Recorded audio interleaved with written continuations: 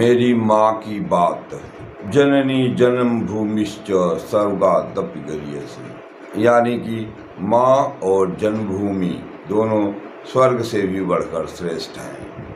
कहते हैं कि माँ में भगवान का वास होता है। ऐ माँ, तेरी सूरत से अलग भगवान की सूरत क्या होगी। तुझको नहीं देखा मैंने कभी, पर इसकी ज़रूरत क्या होगी। सच बात है, मैंने माँ को देखा है तो भगवान को देखा है। इंसान की क्या बात है, भगवान और देवता भी माँ की ही गोद में पले हैं और बढ़े हैं। जब से मैंने होश संभाला है, माँ को काम करते ही पाया है। 4 भाइयों की इकलौती बहन थी मेरी माँ। नाम था कलावती। शादी 13-14 साल की उम्र मेरी हो गई थी। ससुराल में सास नहीं थी। बाबा थे, उनके 2 पुत्र थे, सुदामा सिंह और रामचंद्र सिंह। सास का फर्ज बूढ़ी विधवा बुआ ने खूब निभाया, बखूबी निभाया। ससुराल में कदम रखते ही जिम्मेदारियां ही जिम्मेदारियां आन पड़ी, जिसे मेरी माँ ने बखूबी निभाया और हंसकर निभाया। सगी ननद नहीं थी, जिसकी कमी को अमृता फुआ ने बखूबी निभाया। ननद और भौजाई का ऐसा संबंध मैंने और कहीं नहीं देखा। सास की कमी को मेरी बूढ़ी बुआ और एक चचेरी ईया थी, उन्होंने बहुत बखूबी निभाया। अपनत्व से, विश्वास से, प्रेम से बहुत कुछ सिखाया मेरी माँ को। मकान बहुत बड़ा था, बीच में बड़ा सा आंगन, चारों ओर बरामदा, उसके बाद कमरे ही कमरे। जब रबी की फसल कटकर घर आती तो चारों ओर आंगन में, बरामदे में गेहूं ही गेहूं का ढेर फैला रहता। माँ, बुआ और बड़ी बहन उसको साफ करती, सरसों तीसी सब निकालती। गेहूं को आंगन में ही सुखाया जाता, फिर डेहरी में रखा जाता। गेहूं को अगले सीजन तक कीड़ों से बचाने के लिए उसे बखार में रखा जाता, गेहूं के भूसे में दबाकर और गैमेक्सीन डालकर। हमारे गांव में महुआ के बड़े बड़े बाग हुआ करते थे। महुआ के सीजन में महुआ बीना जाता था। सफ़ेद सफ़ेद फूल खूब ढेर सारे पेड़ के नीचे गिरे रहते। घर, आंगन और पिछवाड़े सभी जगह महुआ के फूल सुखाए जाते थे। उसकी रहती थी मीठी मीठी खुशबू। धीरे धीरे सूखता और यह क्रम रोज का रोज आगे बढ़ता। नया महुआ का फूल आता रहता और पुराने को सुखाकर रखा जाता। ताजे महुए को पीसकर उसमें आटा मिलाकर रोटी बनाई जाती, बहुत ही स्वादिष्ट होती। सूखे महुए को भूनकर लाटा बनाया जाता और उसको भूजे जैसा खाया जाता। सूखे महुए के रस से लापसी बनती, बहुत ही गर्म होती, पेट खराब हो जाता। हम बच्चों को बड़ी प्रॉब्लम होती। मैं जब भी माँ की बातें करता हूँ तो आंखें नम हो जाती हैं। बड़ी ही मुश्किल से वीडियो बनाया जा रहा है। आंखों को पोंछ पोंछ कर, न जाने क्यों जब माँ की बात होती है तो आंखें नम हो जाती हैं। बहुत सारी यादें हैं, मन भरा हुआ है।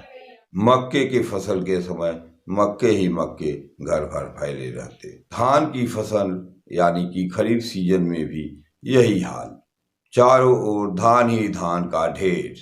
धान हो चाहे गेहूं, उनको सुखाने की और रखने की सारी जिम्मेदारी माँ और बहन करती थी। गेहूं से आटा जांता से निकाला जाता, यानी कि हाथ की चक्की।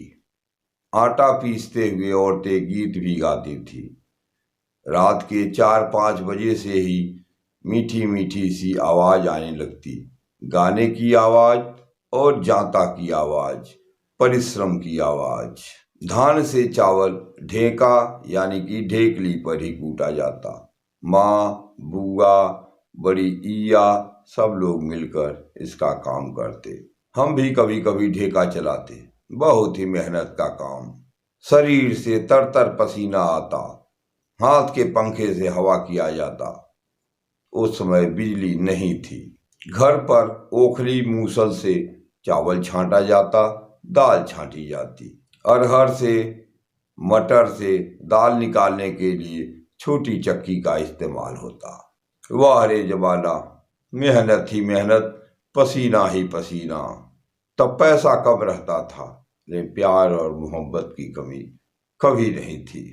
माँ की एक सखी थी, सहेली थी। कहते हैं कि सखी से रिश्ता और संबंध मरने के बाद भी खत्म नहीं होता है, रहता ही रहता है। दोनों घरों में कितना भी झगड़ा हो जाए, लेकिन माँ की अपनी सखी से यानी कि चाची जी से संबंध यथावत बना रहा। उनका सखापन, उनका प्यार, उनका अपनत्व कभी भी कम नहीं हुआ। उनकी दोस्ती कभी कमजोर नहीं हुई, उनकी दोस्ती में कभी कोई फर्क नहीं आया। माँ की सखी का सीकड़ बजाकर अपने आने का संकेत देना हम भाई बहनों को आज तक भी याद है। जैसे ही सीकड़ बजी, माँ को आवाज आई, हम बच्चों को आवाज आई, माँ घर से निकलकर खेत की तरफ चली जाती अपनी सहेली के साथ। यह रोज शाम का नियम था। ऐसा प्रगाढ़ प्रेम मैंने आज तक कहीं और नहीं देखा। जरूरत पड़ने पर हम माँ की सखी के घर जाते और उनकी सखी हमारी जरूरत को चुपके से पूरा कर देती, किसी को बिना बताए। माँ और उनकी सखी की बातें घंटों चलती और खूब चलती, थोड़ी धीमी धीमी आवाज में, कभी फुसफुसा फुसफुसा कर। जाड़े के दिनों में तापने के लिए कौड़ा जलता। हम सब बच्चे, माँ, सभी लोग कौड़े के अगल बगल बैठ जाते, चारों ओर घेरा बनाकर।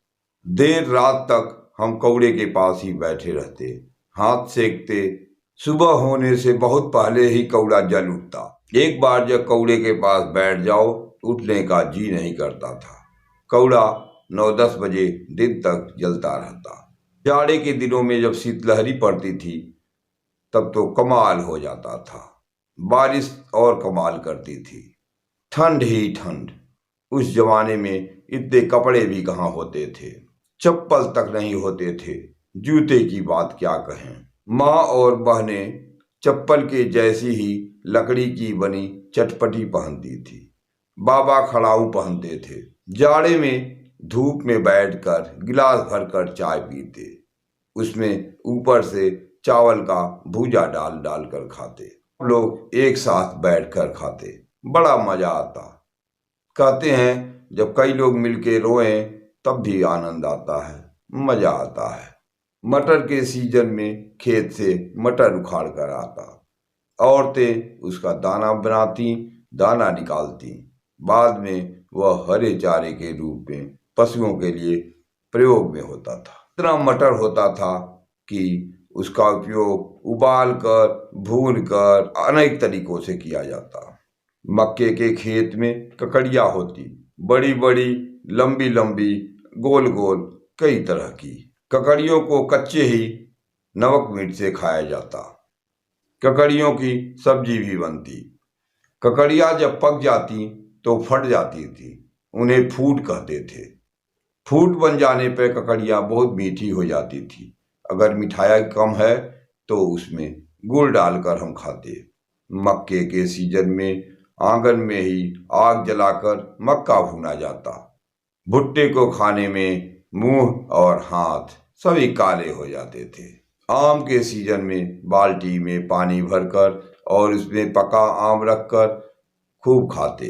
आम खाते रहते और छिलका और गुठली फेंकते रहते। उनके ऊपर ततैया और हाड़ा खूब लगता था। कच्चे आम को घर में बिछा देते, धीरे धीरे पकता, हम उसको देख देख कर खाते। हमारे आम के बाग बहुत थे, इसलिए आम बहुत होता था। गादे से रोटी खाते, गादा चावल खाते, आम ही आम। ओखली में आम की छटाई होती, गादा बनता।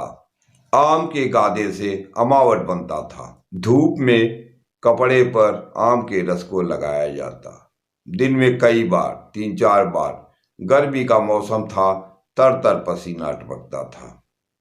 आम के रस को कईयों बार लगाया जाता, धीरे धीरे सूखता। मेहनत का फल मीठा होता है। कई दिनों की मेहनत के बाद अमावट बनता, जो रोटी जैसा रहता, रोटी से मोटा। जब आम का सीजन खत्म हो जाता तो अमावट खाते, अमावट को पानी में भिगोकर रोटी से खाते। बड़ा आनंद आता, बहुत अच्छा लगता, क्योंकि बिना सीजन का था। अब तो न वह आम है, न आम का बाग है, न गादा है, न अमावट है, न उन अमावट को बनाने वाली माँ है। अब लगता है कि सब एक मधुर सपना था, सुंदर सा सपना था। आज बस इतना ही। राधे राधे।